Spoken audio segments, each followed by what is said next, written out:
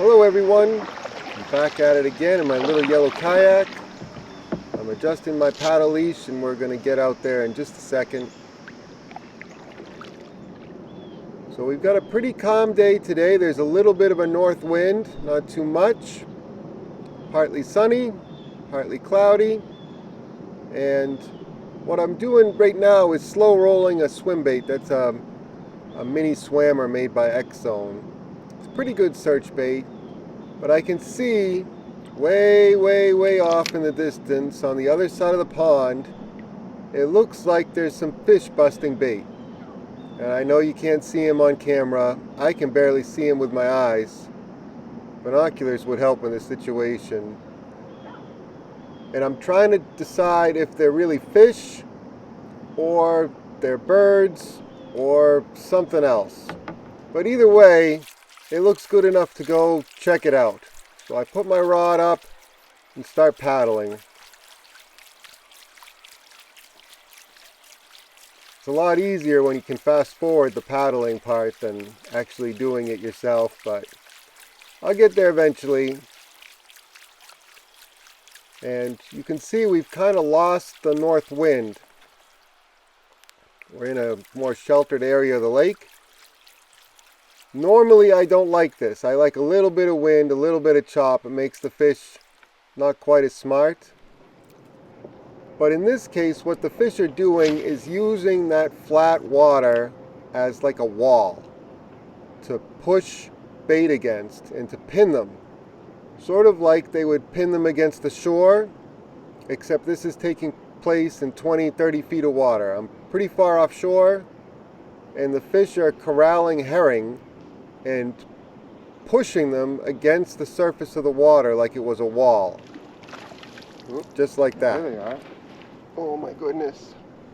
When I first got there, there wasn't a lot happening, and I just hung out in the boat, blind casted around for a little bit, and then waited for them to pop up. As soon as they pop up, actually they popped up in two different places. I had to decide which one looked best pretty fast, and then I can throw that swim bait right on their heads. Actually, it's a little better if you lead them first, but when in doubt, just cast where the splash is.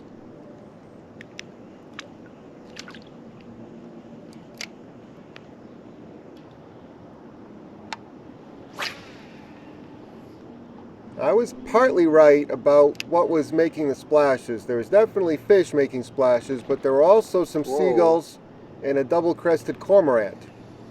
And I saw this cormorant working hard on the fish. So the fish would be chasing bait and the cormorant would be chasing the fish. And he does quite a job on the fish. This is a pickerel that went belly up. And the cormorant had him, and he was trying to swallow him. I mean, it's hard to tell on camera, but that's probably a 16, 18-inch pickerel. It's not a little fish. And the cormorant was trying to choke him down, and eventually he decided that fish is too big, he's just going to cough him up. But, you know, that pickerel now has no chance. Either the osprey or the eagle will get him, and if they don't get him, the snapping turtles will get him. But it's just kind of unfortunate. And now we're coming up on another fish. Kind of bumped him with a paddle to see if he was alive. He was alive. And that's not a pickerel.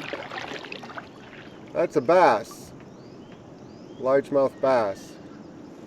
And it's the same kind of thing. The cormorant had him in his mouth.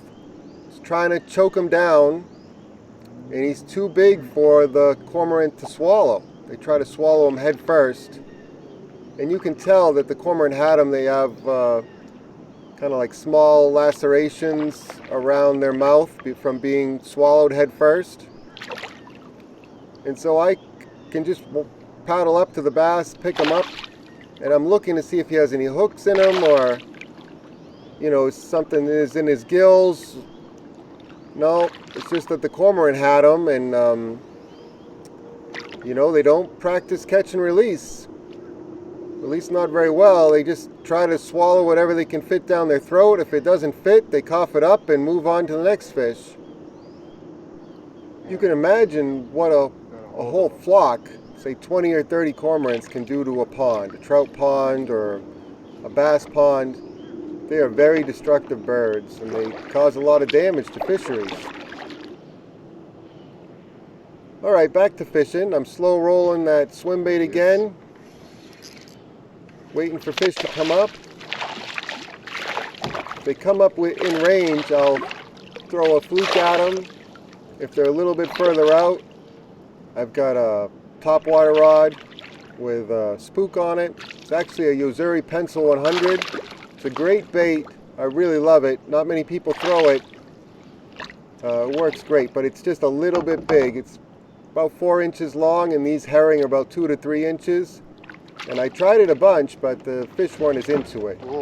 So when I can, if I can reach them with the fluke, it seems like I can get them a little bit better. Some of them are still swiping at it. It takes me a couple times. Even though that fluke is 5 inches, it's a little more natural.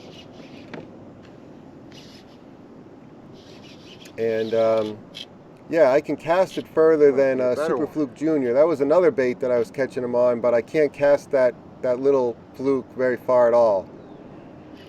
So it's a little bit of matching the profile, matching the color, and a lot of matching the size, and then balancing that with castability, because if you can't reach the fish, you're just not going to catch very many at all. So, you know, I try different baits. I go from one to the other, and if one's working, I tend to stay with that. If it's not working, or the conditions change, the wind dies out or whatever, or the sun comes out and I'm not having as much luck as I had earlier, or the time of day is later, then I'll switch it up, try to find something that works. But in general, it's something that looks like a 2 to 3 inch herring is where I'm aiming for. This smallmouth, he's a nice smallmouth. He kind of sideswiped that fluke, and he's got the hook in the side of his face there, so it takes me a second to get that hook free. But eventually I do. The smallmouth at this pond tend to run a little bit bigger on average than the largemouth. Not exactly sure why, but there's a whole lot of largemouth, and I think they are competing with each other and kind of taking food out of each other's mouths, more so than the smallmouth. The smallmouth seem to have their own little niche. There's not nearly as many of them. It's probably something like 90-95% largemouth and 5 to 10% smallmouth, just talking bass at this particular lake. But the smallmouth all look pretty healthy. I mean, most of them look pretty healthy, and on average they tend to weigh more than the bass.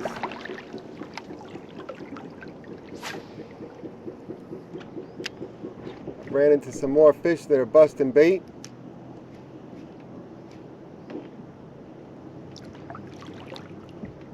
I was actually trying to make my way back to the launch, and I kept running into fish, which is a good problem to have, I must admit, but it was slowing me from getting back to the launch. I missed a couple there.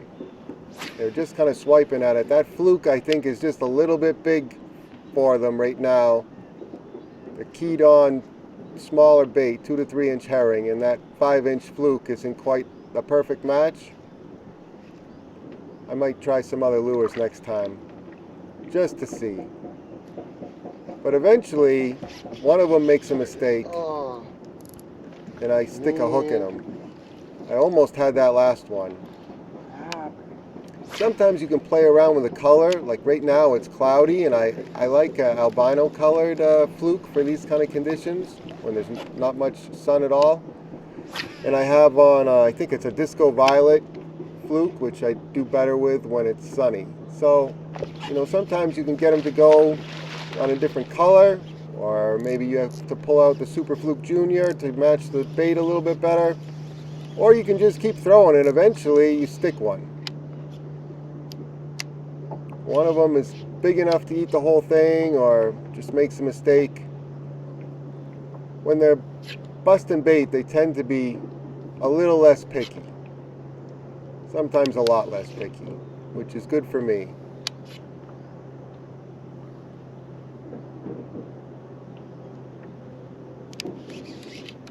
This is another smallmouth I got on here. He started to run right at me. I had to hold the rod way up high to keep a bend in that rod. As long as you keep that rod bent, they have a hard time shaking that fluke.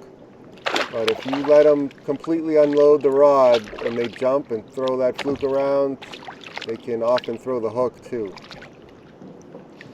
So it's very important to keep that rod bent while you have them, until you get a thumb on them. And that's another nice smallmouth. He's got a nice fat belly from eating those herring. Smallmouth actually look to be in better shape than the largemouth. Some of those largemouth are kind of skinny. Alright, thanks everyone for watching. I'm making my way back to the ramp now. These fish keep popping up and interfering with me getting back to the ramp, but that's okay. There are worse problems to have. Alright, in the video description, I will list out all the gear I was using today. Rods, reels, line, baits, maybe even the boat too. So if you want to do this on your own lake, wherever you are, you can, duplicate exactly what I was doing, use the same rods, reels, line, baits, everything, and hopefully have some success wherever you fish too. Okay, thanks again. I'll catch you on the next one. See ya!